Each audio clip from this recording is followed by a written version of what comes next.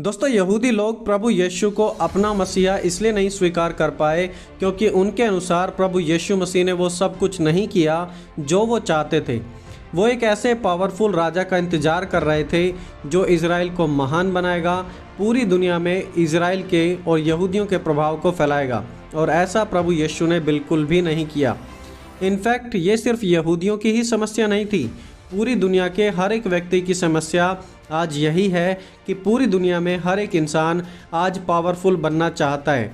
आज हम दुनिया के सबसे एडवांस समय में रह रहे हैं, एक ऐसा संसार जहां पावर को चारों तरफ से देखा जा सकता है। Power in our buildings, power in our technology, power in our information and power in our medical system. It's all about power everywhere today. और कई बार यहूदियों के समान हमारे जैसे नॉर्मल लोग भी सोचते हैं कि मुझे यह पावर कौन दे सकता है, क्या टेक्नोलॉजी, क्या पैसा, क्या पॉलिटिक्स, या फिर परमेश्वर।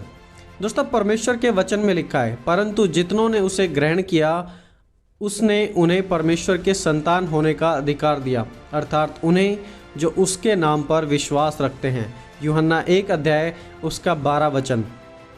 यही वचन इंग्लिश में इस प्रकार लिखा हुआ है, but as many as received him to them gave he power to become the sons of God, even to them that believed on his name. यहाँ पर लिखा है gave the power to become the sons of God. आज हमारे संसार को ज़्यादा computer technologies, super heroes, मशीनों की या फिर कंपनीज की ज़रूरत नहीं है। आज हमें सिर्फ और सिर्फ परमेश्वर के पुत्र प्रभु यीशु की ज़रूरत है, क्योंकि वो ही पावर का भंडार है। अब शायद आपके मन में एक सवाल उठेगा कि यीशु मुझे इतनी ताकत कैसे दे सकते हैं और खुद यीशु मसीह के पास कितनी पावर है। बाइबल हमें बताती है कि स्वर्ग और पृथ्वी का सारा अधिकार यीशु मसीह को दिया गया है। तो बेसिकली जितनी भी पावर स्वर्ग में और पृथ्वी पर है वो सब कुछ प्रभु यीशु के अंडर में है, और वो जो पावर है वो अनलिमिटेड पावर है दोस्तों। तो जब आप यीशु को अपनाएंगे तो आप भी उस सामर्थ के भागीदार हो पाएंगे और वो ही अनलिमिटेड पावर पाएंगे जो प्रभु यीशु मसीह के पास है।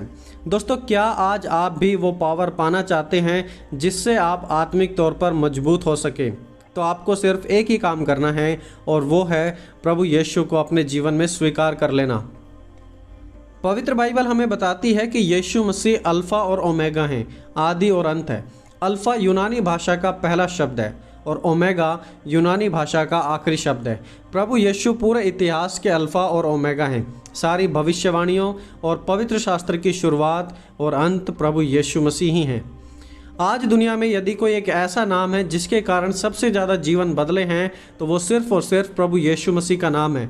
विद्वान उसके ज्ञान के सामने फेल हो जाते हैं। उसने मौत को मौत दे दी, उसने मुर्दों को जिलाया और टूटे हुओं को अपने गलों से लगाया। यीशु ही शुरुआत है और यीशु मसीह ही सबका अंत है। आज संसार को नॉलेज की नहीं लेकिन यीशु की पावर की ज़रूरत है। दोस्तों, नॉलेज तो हम सभी के पास है, हम सब जानते हैं फॉर एग्जांपल कि शराब पीना गलत है, लेकिन शराब छोड़ने के लिए हमें ताकत चाहिए, सिर्फ नॉलेज से काम नहीं चलेगा। हम जानते हैं कि व्यभिचार में लोग पड़े हुए हैं, व्यभिचार गलत है, नॉलेज है लोगों के पास कि व्यभिचार गलत है और व्यभिचार एक पाप है, लेकिन फिर भी व्यभिचार को छोड़ नहीं पा रहे हैं। किसी छुड़ाने वाली पावर की ज़रूरत है। And let me tell you this, Jesus alone can give you that power. मात्र प्रभु यीशु मसीह ही आपको वो पावर दे सकते हैं। तो दोस्तों, दुनिया में पावर ढूंढने की बजाय क्यों ना आप आज प्रभु यीशु मसीह के सामने आ जाएं और प्रभु यीशु के उस अधिकार को ग्रहण कर लें जो वो हमें अपने पुत्र और पुत्री बनने का देते हैं। और उन्होंने कहा है कि स्वर्ग और पृथ्वी का सारा अधिकार मुझे दिया गया है। जब पूरी दुनिया की सामर्थ उनके पास है और हम उनके बेटे बेटी बनेंगे तो वही सामर्थ आपके और मेरे पास आएगी। अब चॉइस आपकी है, क्या आप उसमें भागीदार बनना चाहेंगे, आप उसे एक्सेप्ट करेंगे या फिर आप उसे रिजेक्ट करेंगे और अपने अनुसार अपनी जिंदगी जीते रहेंगे।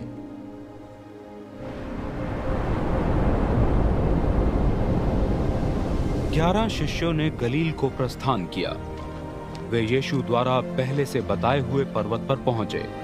उन्होंने वहां यीशु को देखा और उनकी वंदना की, परंतु कुछ को अभी भी संदेह था। यीशु ने पास आकर उनसे कहा, सारा अधिकार स्वर्ग में तथा पृथ्वी पर मुझे दिया गया है, इसलिए यहाँ से जाते हुए तुम सारे राष्ट्रों को मेरा शिष्य बनाओ और उन्हें पिता, पुत्र और पवित्र आत्मा के नाम में बपतिस्मा दो। उन्हें इन सभी आदेशों का पालन करने की शिक्षा दो जो मैंने तुम्हें दिए हैं। याद रखो, जगत के अंत तक मैं हमेशा तुम्हारे साथ हूँ।